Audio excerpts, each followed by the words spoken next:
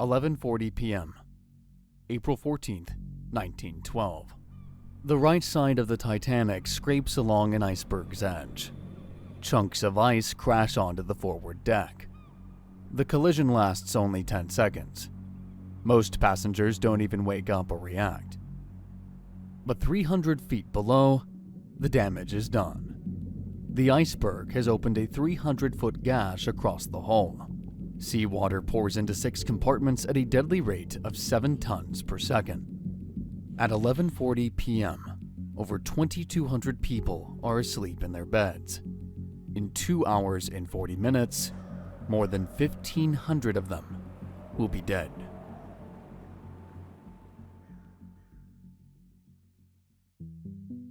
Captain Edward J. Smith stands on the bridge of the largest moving object ever built by human hands.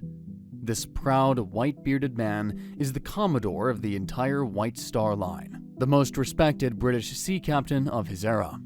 Over 3 decades, he's commanded 18 different vessels. Wealthy travelers request him by name, earning him the nickname, the Millionaire's Captain. Now, at 62, Smith plans to retire after this voyage, a perfect final tribute to a long and successful career. When reporters ask about safety, he barely hesitates.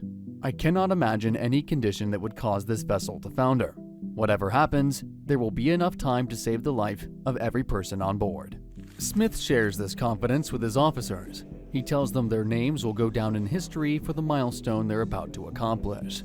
The newspapers have already christened it the Wonder Ship, the last word in luxury, the unsinkable ship. 2 hours later, the passengers begin to arrive. 12-year-old Ruth Becker steps onto the dock with her mother, younger sister, and 2-year-old brother Richard. Ruth's father is a missionary in India. The family is sailing to New York to find medical help for Richard, who has developed a serious illness. Despite their modest means, Ruth's father spent much of his savings on second-class tickets. He wanted his family to experience what the wealthy enjoy regularly. Ruth is dazzled before she even steps aboard. She's never seen anything this big. 882 feet long, almost 4 city blocks, 9 decks high, like an 11-story building. 4 funnels, each big enough to drive 2 trains through. Engines generating 46,000 horsepower. Inside, she's even more amazed. Everything is new. New. Our cabin is just like a hotel room. Meanwhile, in a first-class suite, 17-year-old Jack Thayer from Philadelphia tests the soft mattress. His family's cabins have thick carpets, carved wooden panels, and marble sinks. While his parents settle into the cabin next door, Jack decides to explore. On one of the upper decks, he steps into the veranda and palm court, admiring the white wicker furniture and ivy growing up the trellised walls. On the lower decks, he discovers the squash court, the swimming pool, and the Turkish bath decorated like a sultan's palace. After exploring, Jack joins his parents in the first-class reception room. The ship's band plays in the background. His father points out fellow passengers: Colonel John Jacob Astor and the world's richest man, Mr. and Mrs. Strauss, founders of Macy's of New York, the world's largest department store, Benjamin Guggenheim, one of the world's richest mining magnates. Moving through the crowd is J. Bruce Ismay, president of the White Star Line. 5 years ago, Ismay conceived the Titanic over dinner with shipbuilder Lord Perrier. Their plan? Build the biggest, most luxurious ship in the world and dominate transatlantic travel. Now, Ismay glad hands his wealthy passengers. He shakes hands, holds babies, gives candy to children. Everyone looks at him with admiration. Aboard this ship, he is king. But Ruth notices something from the deck. The third-class level below isn't as polished as hers. The ship is like a big, floating layer cake. At the bottom, workers sweat in boiler rooms. Above them, third class, people from many countries hoping to start new lives in America. Then, second class, teachers, merchants, professionals like us. And finally, first class, the icing on the cake. In total, 2,200 souls aboard, all divided by wealth level. Shortly after noon, the Titanic finally sets off. On the dock, 100,000 people cheer. The ship's whistles are heard for miles. As the Titanic moves down the river Test, she passes two ships tied to a dock. Suddenly, the mooring ropes of the SS New York snap. The enormous suction from the Titanic's movement pulls the New York stern toward them. Jack watches from the deck, thinking they're about to crash. But Captain Smith doesn't panic. He orders engines full reverse. Tugboats rush to help. At the last moment, the Titanic slides past with inches to spare. After the minor scare, the Titanic continues to Cherbourg, France, then Queenstown, Ireland, picking up passengers at each stop. By April 11th, she departs Ireland, heading west across the Atlantic toward New York. As the ship heads west over the Atlantic, the weather is perfect. Clear skies, calm seas. The Atlantic is uncharacteristically flat. Jack Thayer walks the decks with his parents. Ruth pushes her brother in a stroller, amazed at everything she sees. Third-class children play on baggage cranes while their parents play cards. As night falls, the classes separate. First class enjoys 13-course meals: foie gras, peaches and chartreuse jelly, Waldorf pudding. They sip champagne and discuss business ventures. Two decks below, third class eats rabbit pie, potatoes, bread, and ginger jam. They play simple card games and laugh about it. For 2 days, life aboard the Titanic couldn't be any better. Sunday begins with perfect weather. Church services are held. Captain Smith leads the first-class service himself. But below decks, in the radio room, things are getting busy. Wireless operator Jack Phillips and his assistant Harold Bride have been working for hours. In 1912, sending messages from the middle of the Atlantic was a novelty. Wealthy passengers flood them with messages to friends at home, notably Cape Race in Canada. At 9 a.m., Bride picks up an alert through his headphones from a nearby ship, Caronia. Another iceberg warning, he tells Phillips. Bride takes the warning to the bridge. Captain Smith reads it, thanks him, and posts it on the bulletin board. Smith doesn't seem concerned, though. He tells Bride it's not unusual to have ice in the sea lanes during an April crossing. Bride tries to press the issue. Smith, drink in hand, dismisses him. To him, what danger could ice present to an unsinkable ship? At noon, 2 more ice warnings arrive. The steamship Baltic reports larger icebergs ahead. In the chaos of the radio room, Bride only has time to deliver one. Smith reads it with slightly more concern and promises that he'll pass the message to Ismay. The afternoon passes quietly. Then, in the late afternoon, the temperature drops rapidly. Jack Thayer's parents attend a special dinner on the first-class deck for Captain Smith. The Titanic has several dining options for first-class passengers. There is the main dining saloon included in the ticket, as well as the Palm Court and Veranda Cafe. But the 2 most luxurious pay-extra options were the Café Parisien and a la carte, nicknamed the Ritz, where Smith's dinner happened. Jack eats alone in the dining saloon. After dinner, a man approaches his table. 29-year-old Milton Long, son of a Massachusetts judge. Jack offers him a seat. In the easy atmosphere of shipboard travel, they talk for an hour over coffee. Meanwhile, on the bridge, Smith grows worried. He orders a slight course change to avoid ice fields reported ahead. Then, he heads to his dinner party. At 7:30, the radio room receives 3 more warnings. One from the steamer Californian, 3 large icebergs. Bride takes the message to the bridge, but he can't find Smith. He stands alone, praying nothing goes wrong. At 9, Captain Smith excuses himself from the dinner and returns to the bridge. He and his officers scan the sea with binoculars, though they don't see anything. Before going to bed, Smith orders the lookouts to keep a sharp watch. At 9:30, streamer Mesaba sends an urgent message. Much heavy pack ice and great number of large icebergs, also field ice. Phillips hears the warning clearly, but he never relays it to Smith. He's too busy clearing a backlog of passenger messages. The radio had been broken the day before, and the wealthy passengers are impatient. Meanwhile, most passengers, including Ruth Becker and Jack Thayer, have already gone to their cabin for the night. At 10:30, the Californian sends another message.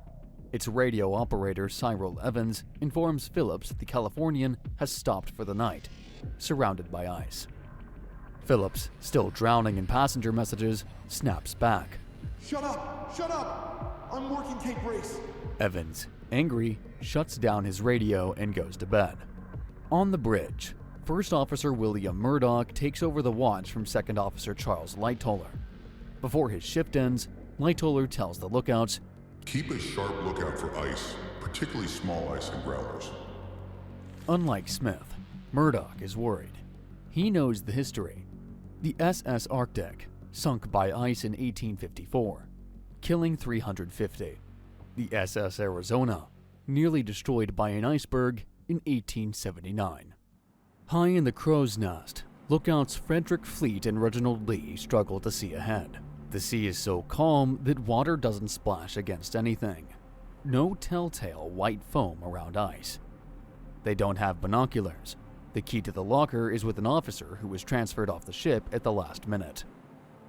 Suddenly, Fleet sees it. A massive dark shape, directly ahead, growing larger by the second. His eyes widen. He lunges for the alarm bell, 3 sharp rings. He grabs the telephone. "What do you see?" Asks the officer on the bridge. "Iceberg right ahead." Murdoch commands the ship instantly to turn left. He throws the engines into reverse.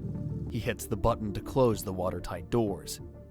The ship begins to turn. Slowly. Too slowly. Fleet and Lee brace themselves. It looks like they might clear it. But at 11:40 p.m., the Titanic's starboard side scrapes along the iceberg with a grinding shudder. Tons of ice crash onto the forward deck. Then the iceberg disappears into the darkness. The collision lasts for 10 seconds. Most passengers sleep right through it. A few minutes later, the engines stop. The Titanic drifts in silence. Ruth Becker and her mother wake to the sudden quiet. The soothing hum of the engines is gone. Ruth's mother looks into the hallway and asks a steward what was happening. He tells her nothing is wrong. She goes back to bed but can't shake the feeling that something is very wrong. Jack Thayer was just about to climb into his bed when he felt the slight sway. The engines stop. He hears running feet and voices in the hallway. He calls his parents. They all step out in robes and pajamas. They make it onto the deck, where they watch third-class passengers playing with chunks of ice from the forward deck. Some throw pieces at each other. Others kick them around like footballs. No one realizes what's happening far below. When the iceberg struck, stokers heard a noise like a cannon. A jet of icy water hit 2 men and sent them running. Water is flooding into the ship at 7 tons per second, far faster than the pumps can handle. The bow has already begun to sink. By 11:50 p.m., the mailroom is filling with water. Sacks of mail float around. Water pours into the forward holds and 2 boiler rooms. At midnight, Captain Smith and the ship designer Thomas Andrews make a rapid tour below decks, and what they find is catastrophic. Water is pouring into the first 5 compartments. The Titanic can float with 4 compartments flooded, not 5. As the bow sinks, water will spill over the tops of the watertight walls into the next compartment, then the next. One by one, they'll all flood. The ship has an hour, maybe 90 minutes. Smith puts his face in his hands. Andrews asks what's wrong, but Smith can't answer. There's no time for guilt, though. Smith orders the lifeboats prepared for evacuation. Then he discovers another problem. The Titanic carries 20 lifeboats, enough for 1,178 people. There are 2,200 aboard. This was a financial decision. Ismay wanted more deck space for first-class passengers. The ship's original design called for 48 boats. Ismay cut it to 20. At 12:05 a.m., Smith bursts into the radio room. He immediately orders Bride to send the Regulation International call, which forces any nearby ships to go off course and deviate from their mission to rescue a distressed ship at sea. Bride, half asleep, doesn't understand. Smith grabs him and tells him the dire news. They've struck an iceberg. The ship is sinking. Distress calls crackle across the Atlantic. But far beyond the Titanic, very few ships are at sea. The closest ship that responds is the Carpathia, 58 miles away. She immediately reports that she's racing full steam to the rescue. But there's a problem. At her top speed, the Carpathia is 4 hours away. The Titanic only has 90 minutes. Much closer, perhaps only 10 to 19 miles north, the Californian sits motionless in an ice field. Her radio operator has gone to bed. The radio is turned off. On the Californian's deck, officers see white rockets bursting in the distance. They try signaling with a Morse lamp. No response. No one thinks to wake the radio operator. In her cabin, Ruth's mother can no longer ignore her worry.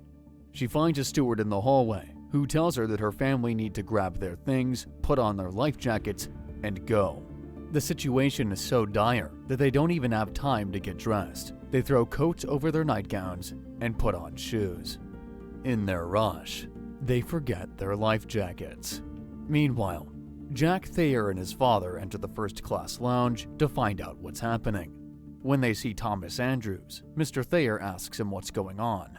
Andrews replies in a low voice that the ship has perhaps an hour to live. Jack can't believe it. The unsinkable ship is sinking. Captain Smith gives the order, women and children first. At that point, the damage to the Titanic structure was critical and irreversible. The iceberg did not create a single massive hole, but rather caused a series of 6 separate thin gashes along the starboard side of the hull below the waterline. This meant that the first 5 of the ship's 16 watertight compartments were already breached. The crew begins loading lifeboats. Many passengers don't want to leave. The Titanic is enormous, warm, brightly lit. The lifeboats look tiny and flimsy. The ship's band is playing cheerful ragtime, making everything feel like a party. The Atlantic is dark and freezing. To many passengers, the safest place still seems to be the ship. The first lifeboat is lowered at 12:40 a.m. It can hold 65 people. It leaves with 28. Boat after boat launches half empty. Many first-class women refuse to board, unable to believe this floating palace will actually sink. Some men help their wives into boats, promising to follow on a later one. They know there won't be later ones. Ruth's mother is frantic. A sailor lifts Ruth's brother and sister into a lifeboat and orders it lowered. Mrs. Becker screams. Her children are being taken without her. She begs the sailor to let her on. He refuses. The boat is full. She pleads. Finally, feeling guilty, he pulls her aboard. Ruth is left behind. She finds another lifeboat, Boat 13. It's so crowded she has to stand. 64 people cram in as it's lowered down the ship's side, the new pulleys shrieking under the weight. Ruth's boat hits the water and begins to drift. She looks up. Another lifeboat is descending directly on top of them. The men in her boat scream stop, but the noise drowns them out. The second boat keeps coming, so close Ruth can touch its bottom.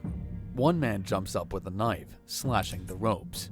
Ruth's boat pushes away just as boat 15 crashes into the water inches behind them. On deck, Jack Thayer stands with Milton Long at the railing. In the chaos, he's been separated from his father. From the bridge, white distress rockets arc into the sky. They burst with loud booms and showers of stars. But the mystery ship, possibly the Californian, never responds. By 1:30 a.m., the bow is completely submerged. The deck begins to slant noticeably. In the radio room, Phillips and Bride keep sending, "We are sinking fast. Women and children in boats. We cannot last much longer." The signal grows weaker as the ship loses power. Below decks, in third class, the situation is disastrous.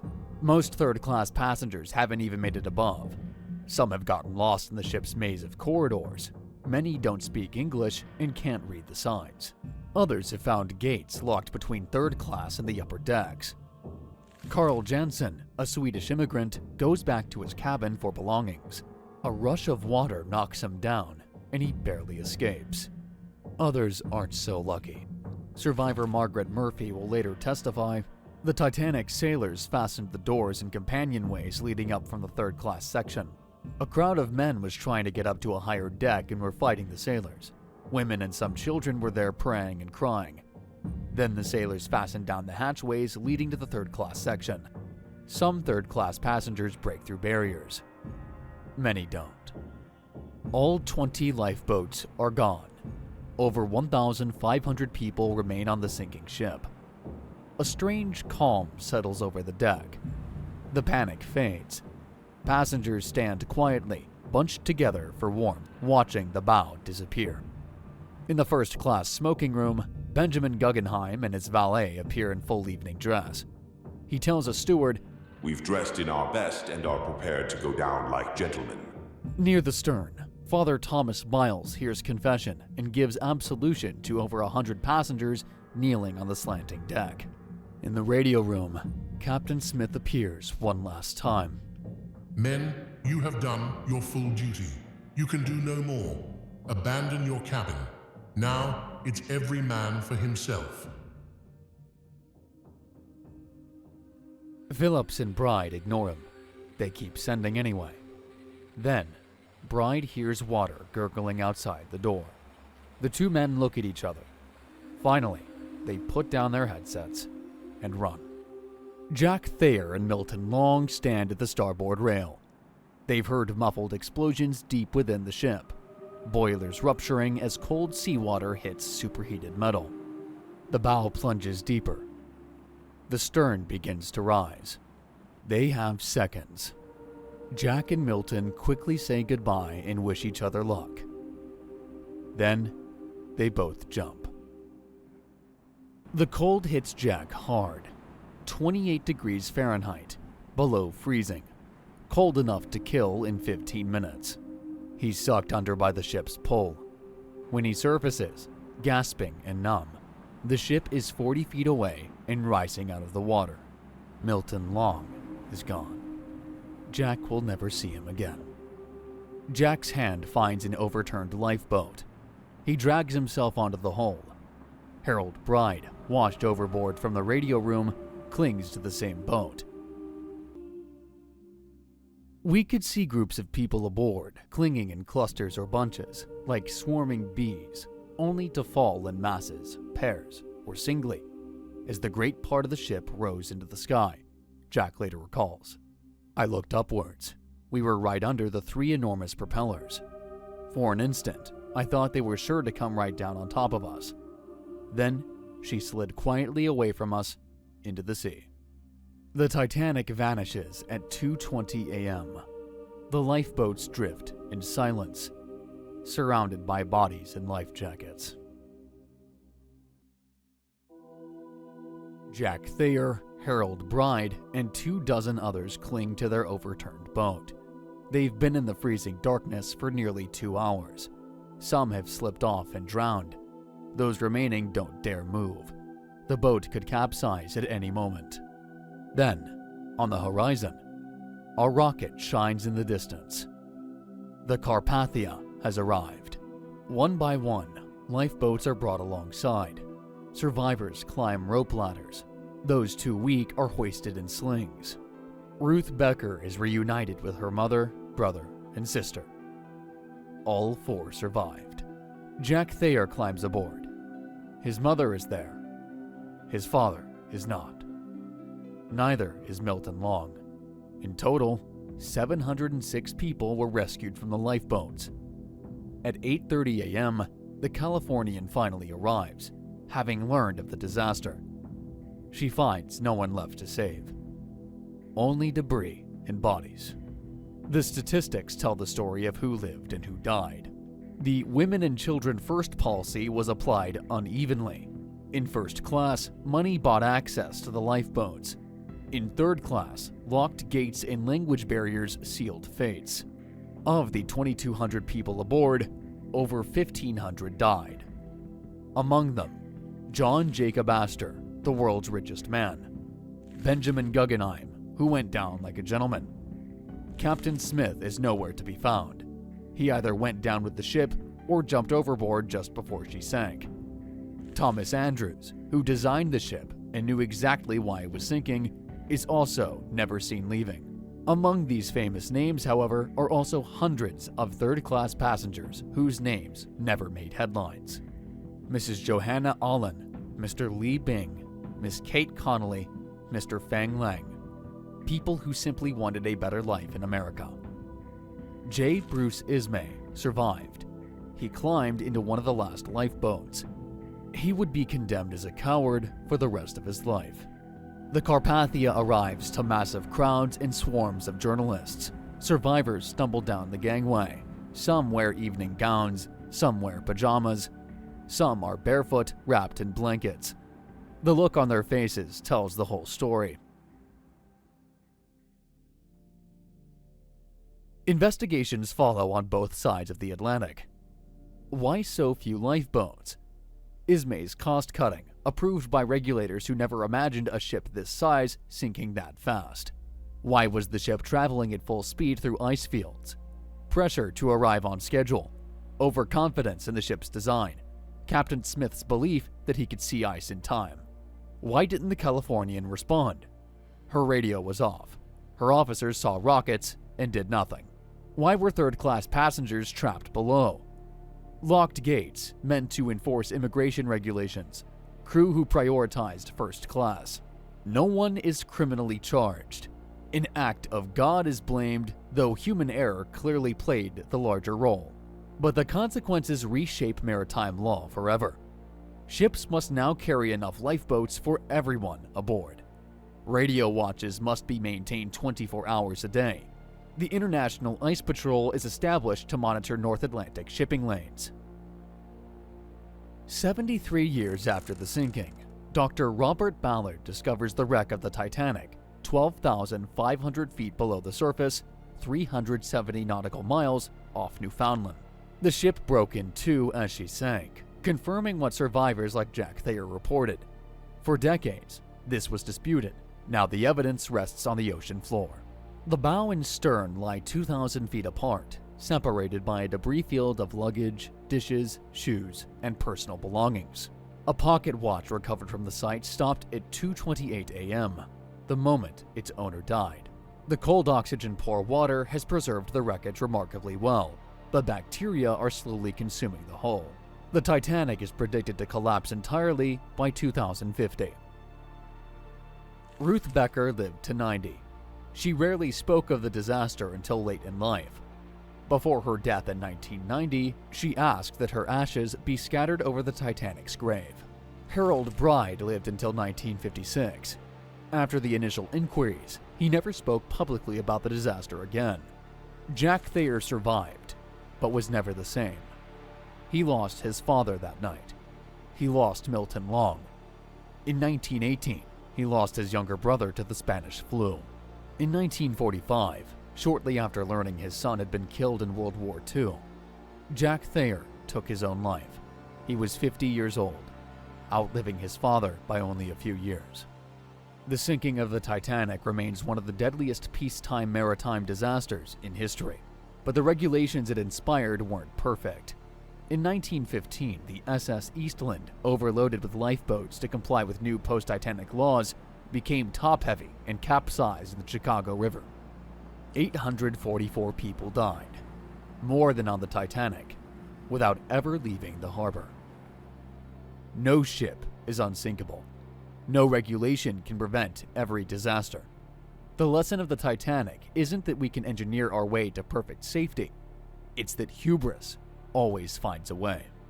The wreck lies 2.5 miles beneath the surface, in the cold, dark waters of the North Atlantic. The Titanic remains a tomb for 1,500 souls, and a monument to human ambition, human error, and the terrible price of believing anything is unsinkable.